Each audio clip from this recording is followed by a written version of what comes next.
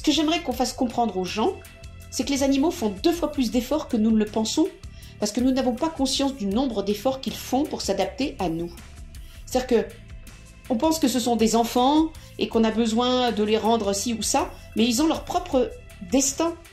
Et ce qui est frappant sur les animaux, c'est qu'ils m'ont souvent dit « Il faut que vous remerciez mon maître ou ma maîtresse, ou mon ami ou mon amie, parce qu'en fait, en m'individualisant, en m'aimant comme un individu, ils ont fait de moi un individu. C'est-à-dire que je ne suis plus fondue dans la masse de mon groupe animal. Je ne suis plus un chat errant parmi tant d'autres qui va être massacré, qui va être écrasé, qui va être abandonné. Non, je deviens un tel. Et de ça, c'est la première marche pour avoir ensuite des incarnations d'individualisation et progresser. Bonjour à tous, j'espère que vous allez bien. Je suis ravi de vous retrouver pour un nouvel épisode qui va aborder un thème sur lequel vous m'avez plusieurs fois sollicité, celui de l'incarnation animale. Et pour approfondir toutes ces questions passionnantes, je me suis tourné vers Vanina Cherinsky, médium et amie, qui a toujours eu un rapport assez particulier aux animaux. Je remercie très sincèrement Vanina pour ce partage dans toute l'authenticité qui la caractérise. Merci à tous pour votre fidélité et je vous souhaite une très belle écoute.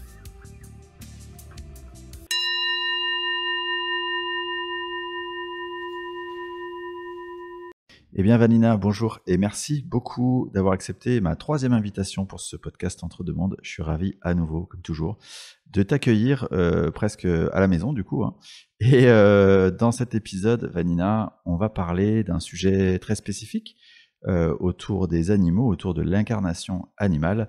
Mais en premier lieu, comment ça va Vanina ? D'abord, coucou, bonsoir Xavier, c'est avec plaisir et merci beaucoup pour cette invitation. C'est avec plaisir que je reçois et que j'honore cette invitation. Écoute, depuis la dernière fois, ça se passe plutôt pas mal. Il y a plein de choses qui bougent et surtout, moi tu sais, je fais mon petit bonhomme de chemin. Alors donc voilà, c'est selon ce que l'univers décidera que je fais où je vais et c'est ça qui est intéressant. Voilà, j'ai pas plus de prétention que ça en tout cas. Ok. Alors, Vanina, je t'ai sollicité pour parler des animaux parce que ça me paraissait un peu une évidence d'avoir ton recul, ton vécu aussi, tes partages d'expérience quant à ce que tu as pu comprendre de ce qu'est déjà l'incarnation animale, de pourquoi des animaux, des âmes décident de s'incarner en tant qu'animal aux côtés de l'homme. Alors, ce qui est intéressant, c'est que, bon, déjà, il y a mon expérience personnelle. Bon, ça, on parle de ce qu'on vit, évidemment, hein, ça c'est sûr. Mais il y a surtout l'expérience que j'ai avec les animaux depuis que je fais vraiment de la médiumnité, je veux dire, depuis que je l'assume et que je la vis pleinement. Et donc, c'est très intéressant parce que pour moi, ce sont 2 volets très différents, en fait. Donc, on a l'aspect, évidemment, quand j'étais jeune, moi j'étais très très liée aux animaux. J'avais des rapports très particuliers aux animaux, au monde animal en tout cas.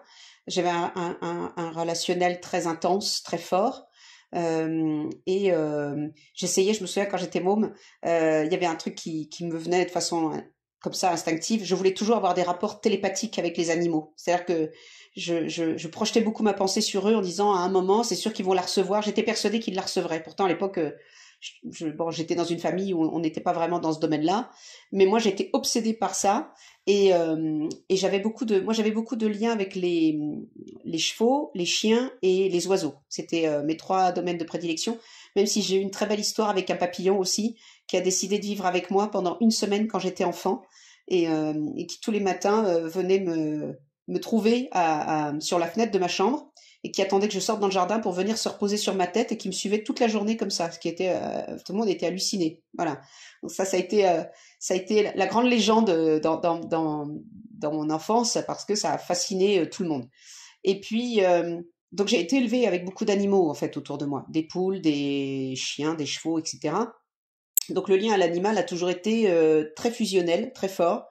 Ensuite j'étais quelqu'un d'assez solitaire, j'étais pas très bonne camarade parce que j'aimais pas trop les enfants, j'en m'en méfiais terriblement. J'avais peur des enfants, je pensais que les enfants étaient des êtres pas gentils. Donc je m'en méfiais beaucoup. Donc du coup, j'invitais pas beaucoup des copains et des copines à la maison, etc. Donc mon lien vraiment amical, c'était les animaux en fait. Est-ce que tu as pu constater qu'ils captaient effectivement tes pensées ? Je sais qu'ils ont capté quelque chose qu'on a quand on est enfant, malheureusement, qu'on aime les animaux. c'est le côté passionnel. Et je me suis rendu compte que les animaux avaient très peur du côté passionnel des humains. Souvent, les animaux que j'ai adorés passionnellement quand j'étais enfant m'ont souvent échappé, et c'était à mon grand dam, en fait. Je me rendais compte que je les aimais trop, que c'était trop fort, trop intense, et que du coup, je faisais peur aux animaux de cette façon-là. Donc, j'ai appris à réguler le rapport à l'animal, parce que pour moi, c'était des êtres magiques, quoi. C'était des êtres, voilà, je les aimais comme une dingue, quoi. Euh, et oui, donc il captait l'intensité, en fait. Il captait l'intensité. Et puis, il captait aussi les émotions. Ça, je me suis rendu compte tout de suite qu'il captait les émotions. Ouais, on dit notamment que le cheval, en particulier, c'est un animal qui est capable de capter ton état émotionnel, enfin, de très très loin en fait. Bah oui, alors le cheval le ressent d'autant plus que oui, c'est-à-dire que il ressent pas que ça. Le cheval, il est assez étonnant parce que moi j'ai eu des chevaux, j'ai eu cavalière du coup depuis l'âge de 5 ans, et le cheval a une capacité, c'est-à-dire à ressentir le magnétisme. Si tu es quelqu'un qui a du magnétisme, ça peut l'électrifier entre parenthèses. Donc si le cheval, alors il y a plusieurs raisons pour lesquelles un cheval peut être un peu excité, un peu énervé. C'est où il a mal quelque part et tu es en train de t'asseoir directement sur sa douleur, donc évidemment il est pas très heureux, ou tu lui tires sur la bouche, donc il est pas très heureux non plus, il a très mal. Ou alors c'est que si tu ne touches à rien et que le cheval continue à danser comme s'il était sur des braises, c'est que tu as beaucoup d'énergie, tu as beaucoup de magnétisme, et le cheval le ressent et ça l'électrise. D'accord. C'était ton cas du coup? C'était mon cas, et souvent dans le milieu des cavaliers on disait que, alors c'est pas très élégant, mais on disait que j'avais le cul électrique. Du coup, Ok, bon. le milieu du cheval n'est pas toujours très délicat, mon Xavier, je suis désolée. Voilà. D'accord. Et du coup, depuis que tu es devenu médium, tu as eu un autre angle de vue de ce que sont les animaux et de leur rôle à notre côté? Alors oui, d'abord je vais raconter juste une petite anecdote pour terminer sur le rapport aux animaux. Quand j'étais enfant, il s'est passé un truc, c'est que je récupérais beaucoup les oiseaux qui tombaient du nid, et je me souviens d'une collaboration avec un oiseau qui était un rouge-queue. Et normalement les oiseaux, quand tu les touches, tu les imprègnes de ton odeur et la maman ne vient plus s'en occuper. C'est terminé. Donc après débrouille-toi parce que l'oisillon est tout seul avec toi. Et il s'est avéré que j'ai récupéré un oisillon rouge-queue qui était tombé d'un nid, qui ramait voilà par terre et qui était très très petit, c'est-à-dire qu'il avait même pas encore toutes ses plumes. Et je me souviens que ma chambre était au rez-de-chaussée dans notre maison de campagne, et j'ai laissé les fenêtres ouvertes de ma chambre et j'ai fait un relais avec sa maman qui l'a retrouvé. Et donc je m'en occupais toute la nuit jusqu'à l'aube, c'est-à-dire que toutes les 2 heures je me levais pour nourrir le petit piou-piou. Et le matin à 6 heures à l'aube, la maman arrivait, se posait sur le bord de la fenêtre. Je me souviens, c'était trop mignon. Elle faisait tit, hop, elle rentrait, elle s'occupait du bébé, et toute la journée, c'était plus moi qui m'en occupais, elle faisait le relais. Et ce qui s'est passé, c'est que quand ce petit oisillon a pris son envol, parce que ça a fini par venir, c'était le cas, des années après, il m'est arrivé d'ouvrir la fenêtre, je faisais le ménage dans la chambre, j'étais beaucoup plus grande, et il est venu et il s'est posé sur le bord de la fenêtre. Waouh. Ouais. Donc c'était un très très beau, une très belle fusion. Et j'ai eu une autre fusion très belle avec un écureuil que j'ai sauvé des griffes des chats, parce que malheureusement les chats c'est adorable, c'est très beau, mais ça tue les oiseaux et les écureuils, à mon grand dam. Ça chasse. Oui, ça joue aussi surtout. C'est pas tellement forcément la chasse, c'est un instinct, mais c'est surtout un instinct. Ils ont un instinct de chasse, mais c'est un instinct. Le jeu pourrait être une formation à la chasse, donc du coup ils jouent beaucoup. Et donc ce qui s'est passé, c'est que l'écureuil était vraiment dans un pas très bon état, et je m'en suis occupée. Et on a eu une vraie fusion, c'est-à-dire que il dormait dans mon cou, il dormait dans ma manche, etc. Il jouait, j'étais son tronc d'arbre, donc il grimpait tout autour, il se posait sur ma tête, il jouait. Le matin, il venait, il courait sous ma couette, je lui avais fait un nid au pied de mon lit parce qu'en fait, ce qu'ils craignent le plus, c'est le froid. Et donc, il venait dans mon lit et il venait jouer comme un chat, c'est-à-dire qu'il attrapait ma main et on jouait la bagarre tout doucement ensemble et tout. Et puis, il avait un truc trop mignon le soir, donc je faisais très attention. Quand j'étais dans mon lit le soir, il voulait s'endormir contre moi parce qu'il était bien au chaud. Et je me souviens, la grande confiance, c'est qu'il dormait sur le dos et toutes les pattes écartées, et vraiment la gueule à moitié ouverte, genre le bonheur absolu. Et on sentait que c'était le bonheur. Il se calait contre ma cuisse et je bougeais plus. Je me disais, mon Dieu, si petit, si je l'écrase, le pauvre chou. Et un jour, je le mettais en cage pour le protéger des chats en transport quand je transportais d'un lieu à un autre. Et un jour, je l'ai mis dans la cage. Et il est allé dans un angle et il s'est mis en boule et il a mis sa queue par-dessus sa tête. Il avait jamais fait ça et j'ai compris que ce jour-là, il fallait que je le libère, sinon il se laisserait mourir. Et je l'emmenais régulièrement dans un endroit du parc, au fond du parc, dans notre propriété. Il y avait un arbre sur lequel je l'exerçais à grimper, etc. Et donc, je l'ai mis sur mon épaule. Et puis, il s'est tendu comme une flèche. Il a senti les copains. Il a sauté sur le tronc d'arbre et il est parti. Et c'était au bout de 15 jours. Hein, il s'était fait une couenne d'enfer à toute vitesse. C'est-à-dire que je l'avais tellement gavé qu'il était devenu balèze. Et ce qui était très touchant surtout, c'est que des jours après, je prenais petit déjeuner avec toute la famille dans le parc. Et il a reconnu ma voix, parce qu'on dit que les écureuils n'ont aucune mémoire. Il a reconnu ma voix et du coup, il sautait d'arbre de branche en branche pour me montrer qu'il allait bien et qu'il était là. Wow. Mm. Eh bien, donc, très émouvant. Ouais, c'était très beau. C'était une très très. Enfin, ça pour moi, c'était une vraie rencontre en tout cas. Alors, on parle du côté donc médiumnique, c'est ça? Tu voulais qu'on parle de ce côté-là? Ouais. Ouais. Qu'est-ce que tu as compris finalement du point de vue de l'âme, du rôle des animaux, du pourquoi on s'incarne en tant qu'animal? Alors, moi, ce qui m'a frappé dans les canalisations que j'ai pu faire avec des animaux, parce qu'au début, je pensais pas que je pouvais canaliser les animaux, en fait. Je pensais que j'étais capable de le faire que pour les lieux et les êtres humains.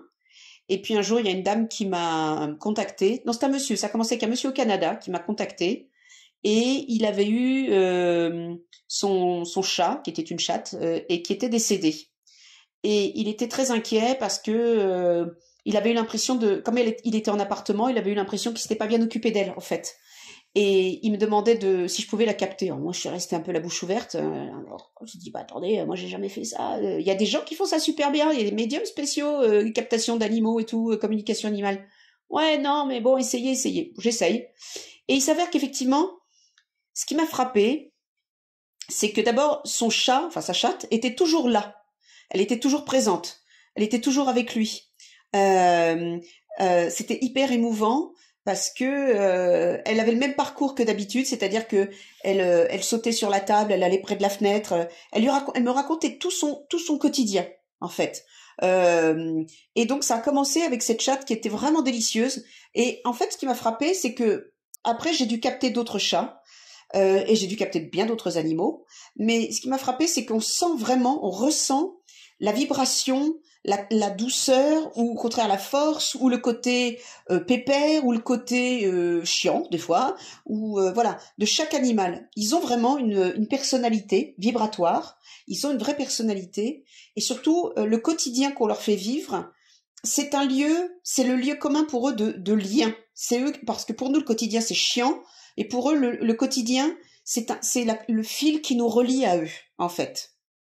Donc, partager du quotidien, que ce soit la nourriture, que ce soit le sofa, que ce soit autre chose, ça crée un fort lien, en fait. Et je me rends compte que les gens qui pensent que quand leurs animaux sont morts, c'est fini, c'est la fin, bah non, c'est pas le cas. Souvent, les animaux continuent de vivre avec nous, en fait. D'accord. Mais alors, on pourrait penser que des animaux qui continuent de vivre avec nous, quelque part, en tant qu'âme, ils évoluent pas. Ou tu vois, souvent on dit que quand des personnes restent, des consciences désincarnées restent dans un lieu, c'est qu'ils ont temporairement, évidemment, arrêté d'évoluer. Et les animaux, ça donne quoi, là? Les animaux sont très marrants parce que en fait, ils captent toujours notre peine et notre tristesse. Alors, ce sont des êtres consolateurs, les animaux, en fait. Beaucoup, énormément. Et c'est pour ça qu'ils sont d'une grande compassion. Nous, on est vraiment à côté, on est vraiment des horribles personnages, hein, parce que on se met en colère contre eux, etc. Eux, ils vivent déjà partitionnés avec leur instinct. C'est-à-dire qu'il y en a chez qui l'instinct est très fort. L'instinct, c'est le programme que l'univers a mis en eux pour se comporter selon leur, entre parenthèses, leur race ou leur groupe animal dont ils font partie. Et donc, eux, ils ont cet aspect instinctif, mais par contre, il y en a quelques-uns qui ont été extraordinaires, parce qu'ils disent, par exemple, je me souviens d'une jeune femme, elle avait perdu son chien qui était tombé malade et qui était mort, très jeune. Et le chien restait couché à côté d'elle sur le canapé. Elle le voyait pas, évidemment. Et il disait, je reste avec elle parce qu'elle est si triste. Et je vais attendre que le prochain chien que je vais lui désigner arrive. Et quand il arrivera, je vais accompagner le chien pour le former et ensuite je pourrai partir. Et souvent, les animaux me disent ça. Ils me disent, j'attends que le prochain animal arrive, donc je reste avec mon maître, je reste avec mon ami, c'est pas des maîtres pour eux, mais je reste avec mon ami, parce que je le console, parce que je la console, et que j'essaye de lui faire passer un message. Par exemple, des fois, il y a quand même des animaux qui ont des récriminations, parfois, à faire, sur la façon dont on les traite. Par exemple, je me souviens d'un chat, qui avait dit, à un moment que les croquettes qu'on lui avait filées étaient absolument dégueulasses. Bon.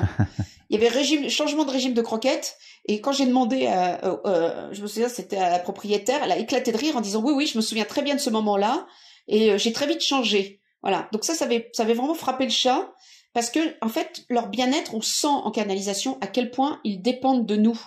C'est-à-dire que nous, on leur file des trucs à manger, mais c'est pas eux qui choisissent. On les met dans des lieux pour dormir, mais c'est pas eux qui choisissent.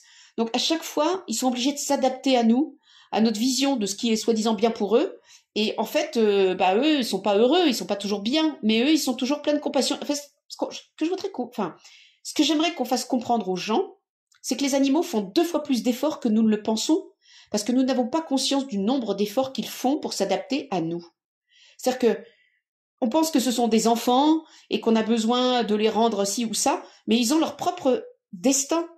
Et ce qui est frappant sur les animaux, c'est qu'ils m'ont souvent dit « Il faut que vous remerciez mon maître ou ma maîtresse ou mon ami parce qu'en fait, en m'individualisant, en m'aimant comme un individu, ils ont fait de moi un individu. C'est-à-dire que je ne suis plus fondue dans la masse de mon groupe animal. Je ne suis plus un chat errant parmi tant d'autres qui va être massacré, qui va être écrasé, qui va être abandonné. Non, je deviens un tel. Et de ça, c'est la première marche pour avoir ensuite des incarnations d'individualisation et progresser.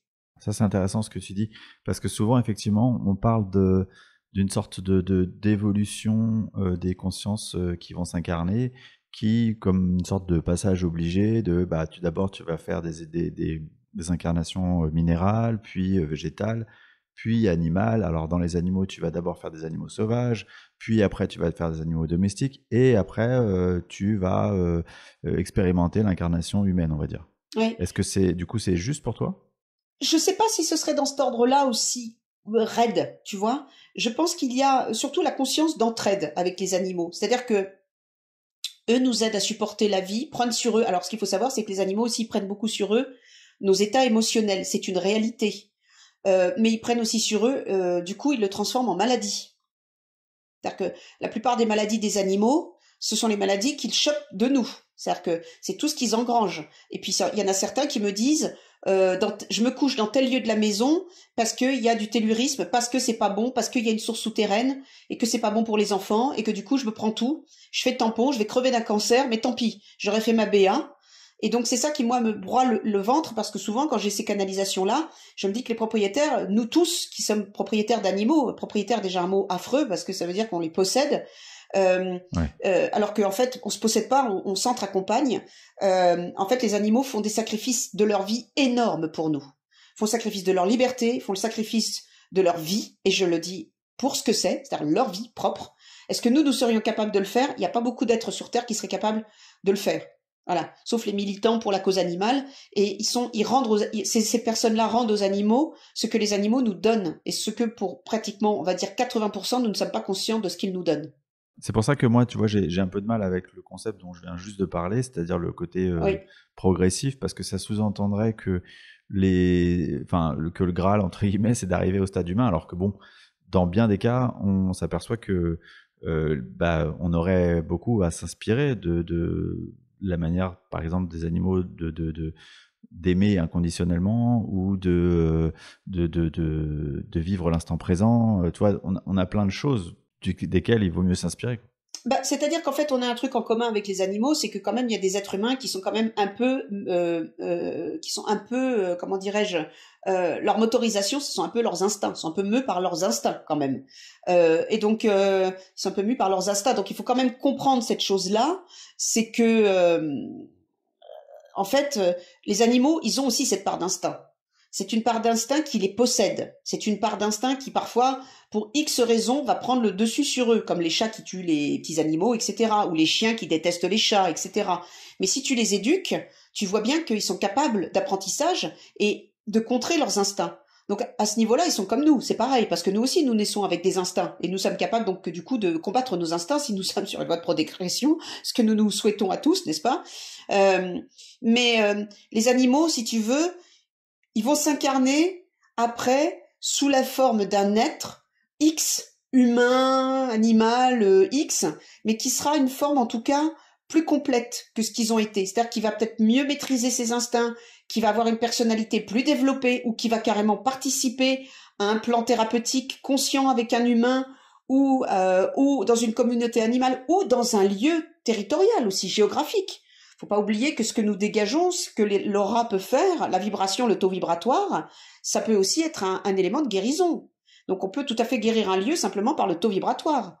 D'accord. Autrement dit, dans ce que c'est que de s'incarner en tant qu'animal, tu as différents degrés, on va dire. Il y a des premières incarnations où l'enjeu, ça va être justement de vivre ce que c'est que cet instinct animal, de vivre la condition animale. Oui. Et puis progressivement, l'idée, c'est d'arriver à être de plus en plus complet, à faire des expériences plus complètes. C'est ça? Bah oui, alors moi j'ai eu une chance incroyable, c'est qu'il y a quelques vies animales qui m'ont été rendues. Notamment, je me souviens d'avoir incarné dans un rêve, et j'avais vraiment le truc, c'était trop bien, une hirondelle. Et je me souviens que c'était absolument magique parce que je volais à la vitesse de la lumière et je volais dans une forêt de sapins et mon jeu c'était de zigzaguer à toute berzingue entre les troncs. Et je faisais ça avec une facilité. Et bizarrement, quand j'étais près des troncs, c'est comme si je pouvais sentir le taux vibratoire du tronc. Donc c'est ça qui me faisait que je me guidais bien. Je pouvais pas me fracasser contre un tronc parce que je sentais que j'approchais de la surface de l'écorce parce que je sentais le taux vibratoire en fait de l'arbre. Donc il y avait une vraie participation en fait intégrée avec la nature. Et j'ai incarné ça, j'ai incarné des aigles aussi où j'étais vraiment des aigles assez balèzes et ça c'était absolument magnifique. J'ai intégré aussi, je me souviens une fois un loup, un carnassier, et on m'a fait vivre l'expérience de ce que c'est que la chasse et que d'aimer sentir dans la bouche, en fait c'est atroce, mais en même temps c'est l'instinct que j'avais, c'est d'avoir dans la bouche le sang qui gicle de la bête que j'ai tuée, et ce sang chaud qui bat dans ma bouche et que je bois, et cette faim atroce qui me broie les entrailles, et je me repais de ça avec une voracité très très forte. Donc il y a l'instinct de survie en fait. Donc toutes ces choses-là, moi c'est quelque chose qu'on m'a fait réexpérimenter, me ressouvenir. Donc c'est quelque chose que je comprends très très bien en fait. Donc j'ai pas de dégoût par rapport à l'instinct animal. Je sais qu'on a une programmation quand on est animal contre lequel on a beaucoup de mal à lutter. La conjonction, et je parle bien d'une conjonction avec un humain, ça nous pose, comme nous, en tout cas avec un animal, on se pose des questions, on change notre mode d'être, et du coup, on évolue, on va progresser. Alors est-ce que c'est... Oui, de moins tuer, c'est mieux, évidemment. De réussir à trouver un rapport d'individualisation où on n'est plus esclave, par exemple, d'une troupe, mais on devient peut-être esclave de l'humain. Donc on abandonne son libre arbitre, on abandonne sa hiérarchie et on se confie complètement au rapport à l'humain. C'est un don d'amour et un don de soi total.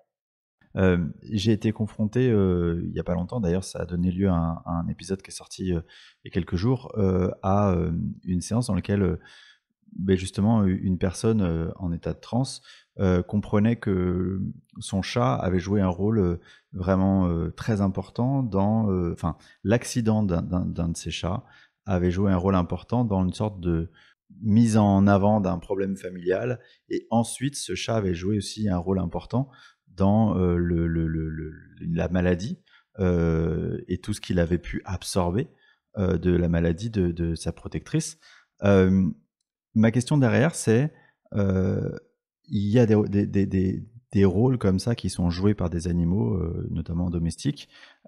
Quand ces rôles ils sont joués par ces animaux, selon toi, est-ce que c'est des âmes très évoluées qui viennent se dire ok, là on a besoin de moi, je vais jouer le rôle d'un chat et je vais agir comme ça, ou est-ce que ça aussi ça fait partie quelque part du stade de tout ce qu'on a un animal à expérimenter? Alors, on a les deux. Moi, je dirais pas qu'il y a, comme toujours, tu sais bien comment je suis. Moi, je suis pas je suis pas la partisane de la one way. Hein. Moi, il y a plusieurs voies possibles. Donc, je dirais que comme on ne sait rien véritablement de comment une âme qui est faite d'énergie peut se partitionner, d'accord. Ce que j'ai pu canaliser, par contre, c'est que parfois, il arrive que des êtres, ce sont des êtres très supérieurs, hein, arrivent à se démultiplier. Il y a certaines personnes qui disent qu'on est capable de vivre, en fait, on vit pas des vies antérieures, mais on vit des vies parallèles. En fait, c'est notre âme qui expérimente en même temps plusieurs choses et qui fait évoluer au fur et à mesure, en même temps, parallèlement, la conscience, etc.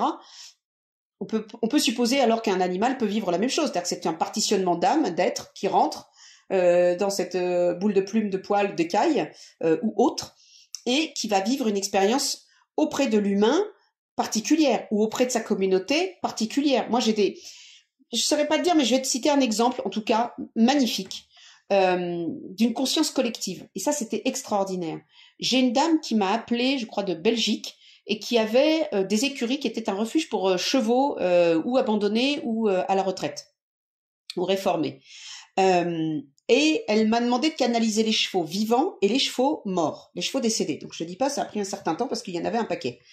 Mais je me souviendrai toujours que parmi les chevaux décédés, il y avait une ponette, voilà, qui était je crois qu'elle était, je sais plus ce qu'elle était Fjord, Shetland, enfin du côté du nord, quoi. En tout cas, un petit truc bien dense. Et celle-là, elle était la mère, elle était pas du tout liée à aucun des chevaux, elle était arrivée en refuge, elle était la maman de tous les chevaux. C'est-à-dire que elle refusait de rentrer au box, elle voulait vivre auprès, donc continuer à avoir son état sauvage. Et elle me montrait elle envoyait par la force de la pensée, par la force d'être, elle connectait tous les animaux, tous les chevaux, et elle les protégeait de cette manière-là, comme si elle était un gigantesque abri pour tous. Et elle leur envoyait des pensées, elle leur envoyait des trucs, quand il y en avait un qui se sentait mal, elle le sentait, elle le ressentait, etc.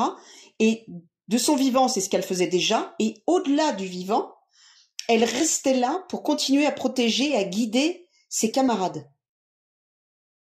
Et donc ça a frappé la propriétaire qui a dit dans ce que vous me décrivez, je reconnais bien la jument, je reconnais bien son caractère, je reconnais bien tout ça, mais elle dit j'aurais jamais pensé qu'il y ait une telle connexion entre tous.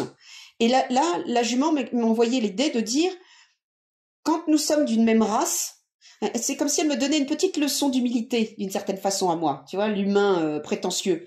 Si elle disait voyez-vous les humains, vous êtes tous séparés, vous vous croyez tellement extraordinaires. Nous les animaux, en tout cas nous les chevaux, nous avons une conscience collective, en plus de notre conscience individuelle. C'est-à-dire que si un de nos camarades qui est dans notre rayon, que nous avons croisé, etc., souffre, nous le ressentons à l'intérieur. Et je suis capable de lui envoyer une pensée et de lui envoyer quelque chose pour le réconforter. Donc c'était assez impressionnant, mais elle, c'était une matriarche, tu vois. Et j'ai pas trouvé ça chez les autres chevaux, mais chez elle, j'ai trouvé ça. Donc ça, c'était pour moi un cheval puissant, tu vois. Ce petit bout de cheval, là, il y avait des gros mastodontes à côté d'elle, hein. Mais non, elle était d'une puissance. Voilà, ça j'aurais pu dire, bah écoutez, ça, c'est une âme, pour moi, d'un être qui a été très évolué, qui a une grande conscience et qui est comme une grande matriarche de clan. Est-ce que ce serait possible d'envisager, alors selon moi non, mais tu vas me dire, que dans les animaux, dans nos animaux, tous ceux qui croisent notre vie, il puisse y avoir des âmes qu'on a connues, incarnées en tant qu'humain. Tu vois, est-ce que mon grand-père se réincarne dans mon chat? Alors, moi ça j'ai un peu plus de mal, j'avoue. Je pense que des bouts de nous peuvent s'incarner parfois dans des aspects comme ça, peut-être faire une expérience assez courte ou faire quelque chose comme ça, pourquoi pas. Faut pas oublier un truc hein, quand même, c'est que nous, notre corps, c'est quand même un gant, hein. C'est-à-dire que notre âme, elle est énorme. L'âme ne rentre pas totalement dans le corps, hein. On a une partie de l'âme qui est un peu, déjà que notre âme, elle a bien du mal à se loger dans un corps d'humain parce que c'est tout petit, c'est comme un dé à coudre, c'est comme mettre une baleine dans un dé à coudre, alors dans un animal, c'est un peu encore plus la galère. Donc c'est peut-être la petite phalange du petit doigt de ton grand-père qui essaye de se mettre dans le chat, à la limite, tu veux bien. Je sais pas, je l'interprète comme ça, tu vois ce que je veux dire. Ouais. Mais par contre, ce que je sais, c'est que les chats captent énormément les défunts et qui peuvent parfois apporter, transporter ou se comporter d'une façon qui te rappellerait, par exemple, ton grand-père. Il y a une collaboration qui peut se faire. Ça, oui. Intéressant. Voilà. D'ailleurs, on entend souvent dire par les médiums que lorsqu'ils font un contact défunt, tu vois, ils vont contacter par exemple le grand-père ou la grand-mère et disent « Ah bah tiens, il y a le chat qui est avec moi » ou « Il y a j'ai récupéré ton chien » ou tu vois. Ça veut dire que les chiens ou les chats, parfois, ils ont besoin d'être récupérés de l'autre côté par des personnes de la famille. Ça peut arriver, par exemple, sur des morts traumatiques, par exemple, sur certains animaux. L'animal n'est pas que ton animal. Il peut être aussi un animal de la famille. C'est un animal qui, par exemple, peut se réincarner à nouveau dans ta famille, dans une autre vie. C'est-à-dire qu'il reviendra sous la même forme ou sous une autre forme. Ça, c'est possible. Tu vois? Donc c'est vraiment, il y a une idée de transformation, d'avancement, de progression, etc. Est-ce que l'incarnation humaine, c'est le but en soi? C'est pas un but en soi, mais on va dire que c'est l'incarnation qui permet le plus de liberté pour s'expérimenter. En tant qu'animal, t'as moins d'envergure pour t'expérimenter totalement. Par contre, on peut tout à fait te dire, bon, bah ça, cette expérimentation animale-là, tu l'as pas comprise, est-ce que tu veux réessayer? Est-ce que tu veux voir ce que ça fait? Alors peut-être qu'il y a un bout de ton âme qui va aller faire une expérience de dauphin, de baleine, de trucs. J'en sais rien, moi, si t'as trucidé, si t'as été un japonais, un norvégien ou un mec des îles Féroé et que t'as trucidé 20 000 cétacés et je sais pas combien de trucs, peut-être qu'on va te demander de te réincarner en ça pour voir ce que ça fait que de te prendre un harpon dans le dos et puis de te faire découper en tranches pour le plaisir. Ça, c'est quelque chose qui peut être possible. Ouais. Oui. Et oui, il faut pas oublier que de l'autre côté, on a quand même les grandes bibliothèques du savoir humain, ce que les gens appellent les annales akashiques. Moi, je n'appelle pas ça comme ça, mais ça veut dire que ce sont des expériences qui sont toutes archivées, et ce qui fait que si t'as pas compris quelque chose, t'es pas forcément obligé de t'incarner pour le vivre. Il suffit simplement que tu te connectes à cette mémoire, et tu vas te le prendre dans la gueule en 3 secondes. C'est-à-dire que la leçon, elle va t'être prise, tu vois, rapide. Oui, c'est-à-dire que on a par erreur tendance à penser que si j'ai vécu ça, il va falloir que je vive l'opposé dans une autre incarnation, alors qu'en fait, ça se passe pas toujours comme ça. De l'autre côté, il y a une notion de libre arbitre, de je peux le vivre autrement. En fait, je peux le vivre de manière désincarnée, ou je peux me connecter à quelqu'un qui a vécu ce type d'incarnation et récupérer tous les enseignements qui ont été réalisés, quoi. Tout à fait. Bah, par exemple, quand tu as besoin de descendre et d'être avec une particularité, il est parfois possible qu'on te donne la mémoire de quelqu'un qui a été le spécialiste de ça et qui va corroborer le truc que tu dois faire dans cette vie-là, ou travailler ou faire, ça dépend. Donc voilà. Mais pour en revenir aux animaux, moi ce qui me frappe surtout, c'est de voir à quel point ils ont une soif de progresser. Ils ont une soif de se libérer des instincts. Ce qui est marrant, c'est que l'humain a pas vraiment cette soif, par contre. On est vraiment des gros flemmards de la libération instinctive. C'est-à-dire, je vais être un peu violente, mais bouffer, baiser, c'est quand même, on va dire, 80% de notre activité quand on est en vie. Et qu'est-ce qu'on aime ça, vous voyez? Et boire, se droguer, enfin se laisser aller à tous nos instincts de merde, qui font que ça ne fait pas vraiment évoluer notre âme. Mais c'est le moment où Vanina dérape. Non, c'est pas le moment où Vanina dérape, c'est le moment où Vanina a beaucoup de gens au téléphone qui disent oh ben un petit pétard de temps en temps, c'est pas bien grave. Moi, le pétard, je suis pas contre. Les drogues, les trucs, faites ce que vous voulez, assumez. Par contre, prenez bien conscience que si sur certaines drogues sont des drogues chamaniques, vous devez être accompagné. Et par contre, il y a des drogues qui font baisser votre taux vibratoire. Et les animaux, on sait que les animaux, il y en a qui s'envoient en l'air en respirant des fumées, en faisant des trucs et tout. Les animaux sont aussi soumis à un instinct. La différence entre les animaux et nous, c'est que nous avons une conscience normalement. Je dis bien normalement. Donc on est censé travailler pour s'en détacher. Donc si on fait, par exemple, une fumigation ou un truc en conscience, c'est autre chose, c'est-à-dire qu'on veut atteindre un but. Si on se drogue parce qu'on veut sortir de son corps et qu'on veut avoir une expérience, c'est autre chose. Mais le faire en lâchant la barre et en disant « Youhou, je suis à nouveau un animal, j'ai plus besoin de penser à rien », les animaux, eux, ils sont tout le temps dans le travail. Et c'est là où on a aussi quelque chose à apprendre d'eux. Parce que nous, on n'est pas tout le temps dans le travail, on est souvent dans la roue libre, hein, quand même. Dès qu'on a un pépin, c'est lâcher prise. Et les animaux, pas. Les animaux, c'est tout le temps « je dois aimer, je suis dans l'amour, je suis dans le sacrifice ». Je suis dans la progression, je dois comprendre. C'est hyper émouvant. Ça me prend les tripes à chaque fois. Mais est-ce que c'est lié on va dire, au degré de libre arbitre? Parce qu'on sait que l'homme qui s'incarne, bah, il a un libre arbitre. Il a parfois un libre arbitre qui peut être important. En tout cas, son libre arbitre, c'est de la manière dont il va choisir de réagir aux événements qui lui arrivent. Est-ce que chez les animaux, il y a cette notion de libre arbitre aussi? Et si oui, à quel niveau? Oui, tu peux l'avoir, la notion de libre arbitre. Ils l'ont. Mais ils l'ont pas tous parce que malheureusement, il y en a qui sont comme nous. C'est-à-dire que moi, c'est ce que j'appelle des bûches. Hein. Il y a des gens qui n'ont pas de conscience et qui vont vivre une vie d'humain au ras du sol. Ils vont faire une vie banale. Ils vont travailler, se reproduire et mourir. Bon, il y en a d'autres qui vont faire la même chose, mais en se disant, c'est pas possible, il doit y avoir plus que ça. Et puis, il y a carrément ceux qui disent, je sais qu'il y a plus que ça, donc je vais prendre des voies, enfin en tout cas je vais prendre des voies de mon libre arbitre. Les animaux c'est pareil, ils ont la même évolution que nous, il n'y a pas de différence en fait. Moi je me souviens d'un cheval qui était très émouvant parce que sa propriétaire l'avait changé d'écurie. Bon, elle l'avait mis dans une nouvelle écurie et quand elle me dit vous pouvez contacter ce cheval, etc. Et le cheval était en dépression, elle l'avait pas vu. Et le cheval était plein de bonne volonté parce qu'il aimait sa propriétaire. Alors il bossait, il faisait ce qu'il voulait, etc. Enfin, il faisait ce qu'elle voulait, etc. Mais c'était hyper émouvant parce qu'on sentait que ce cheval, il aurait pu se laisser crever, ce cheval, tellement il était dans la dépression. Mais comme il l'aimait, alors il faisait le choix de faire un effort. Mais ce cheval, on lui avait retiré son meilleur ami. C'est-à-dire qu'on l'avait séparé de son meilleur ami, on l'avait foutu dans une écurie où il y avait en dessous des anciens marais asséchés, mais on sentait toujours l'humidité qui remontait, donc ça lui faisait de l'arthrose dans le dos. Donc tout ce qu'il réclamait, il s'était fait un nouveau copain, mais le nouveau copain, jamais on lui mettait à côté de son box, on le laissait au pré, donc du coup il le voyait pas. Donc ce cheval, il avait le libre arbitre de se laisser crever, donc de choper une bonne vieille maladie, de se finir, ou de faire plaisir à sa cavalière. Et comme il aimait sa cavalière, et ben tous les jours courageusement, il remettait l'ouvrage sur le métier. C'était hyper émouvant. Donc ils sont quand même, ce sont des êtres qui ont une vraie conscience.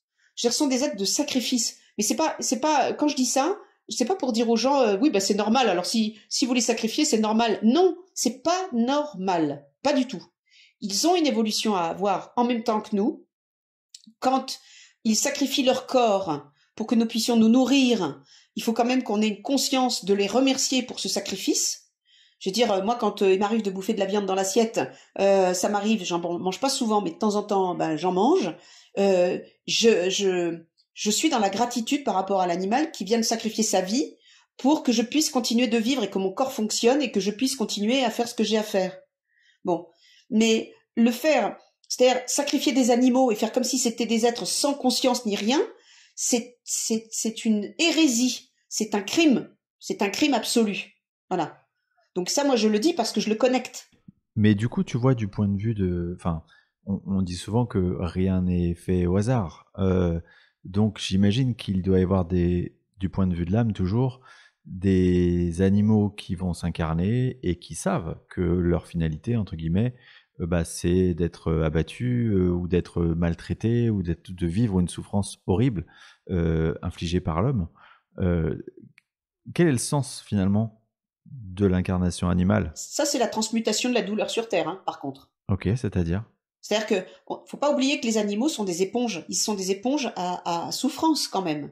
Donc ils vont éponger toute une partie de l'horreur et de la souffrance humaine qu'ils emportent avec eux.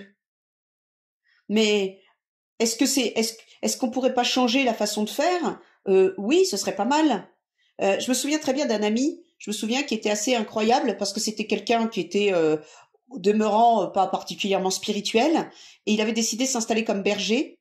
Et le moment où il a fallu zigouiller les cabris, ça n'a pas pu être possible. Il n'a pas pu y arriver. Donc il a arrêté ça et il s'est mis à faire de la farine de châtaigne. Mais les cabris, il pouvait pas les tuer parce qu'il a compris le système, les mamans et tout ça. Les mères, elles sont attachées à leurs petits. Il y a un lien, c'est pas que de l'instinct, ce sont pas des êtres désincarnés.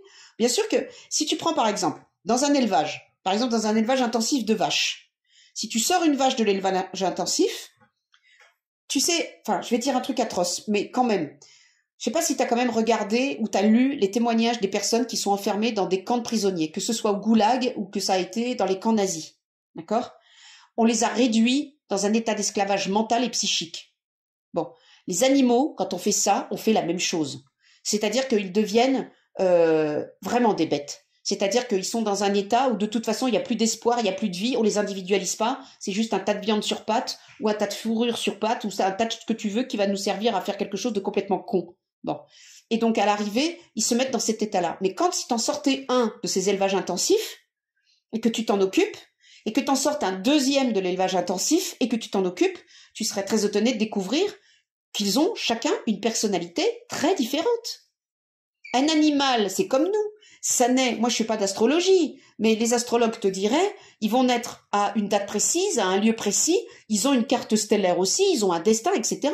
Ils sont pas exempts de destin. Mais c'est nous qui les cantonnons à un destin comme ça, de merde. Ouais, mais ça veut dire que, pour en revenir à ce que tu disais, il y a des plans d'incarnation où ils savent que, enfin, ils viennent pour endurer cette souffrance et quelque part essayer de faire à leur petit niveau changer les choses sur l'action humaine en fait. C'est-à-dire qu'il y a eu heureusement ces derniers temps un peu un éclairage. Alors il y en a qui bougent pas, malheureusement c'est terrible. Puis je trouve qu'en ce moment on régresse beaucoup sur la cause animale. À nouveau c'est reparti pour un tour. Et je parle pas que chez nous en France, je parle sur la planète en général. C'est-à-dire qu'on a une vraie scission, on a les extrêmes, c'est-à-dire qu'on a à la fois une espèce d'obstination à la négation de l'être animal, et en même temps on a une un surinvestissement sur l'animal. C'est-à-dire on nie son instinct et on l'individualise tellement que l'animal est obligé de nier son instinct, quoi. Voilà. Or, l'équilibre d'un animal, c'est quand même d'exister par rapport à son instinct et en même temps de réussir à faire un pont avec nous et de vivre une expérience à nos côtés. Mais quand un animal, par exemple, moi je me souviens, il y a quelques années, on a vu comment on a eu des images des abattoirs, c'est atroce, mais si ces animaux s'étaient pas sacrifiés et quelque part avaient servi de témoin à ce truc-là, on n'aurait jamais su. Mais il faut qu'il y ait ce sera toujours une cause qui pose des soucis. Parce que la mort qui est donnée, c'est une chose, mais la mort qui est donnée de façon aussi, où on nie l'existence même de l'âme d'un être. Je me souviens que mes parents, ils ont sauvé un cheval de l'abattoir. Bon, ça a été un truc atroce. Il y avait une histoire. Mon grand-père me racontait une histoire absolument improbable qui m'avait terrifiée. Est-ce que c'était vrai ou pas? Mon grand-père était radiesthésiste, mais il m'avait raconté une histoire terrifiante. Il avait été un jour dans un abattoir en Belgique. Bon, et on l'avait fait venir parce qu'il y avait un des bouchers qui ne voulait plus travailler là, parce qu'il était traumatisé, parce que à l'époque, il découpait de la viande de cheval et que sur la planche était apparue la tête, le sang marqué avait apparu la tête d'un cheval complètement apeuré, terrifié. Bon, et qu'on avait beau poncer cette putain de planche, on avait beau machin, etc., ça ne partait pas. Est-ce que c'est une histoire vraie ou pas? Mais je sais que mon grand-père nous la racontait, ça m'avait vraiment frappé. Et ce qui m'avait frappé encore plus, c'est que je me souviens que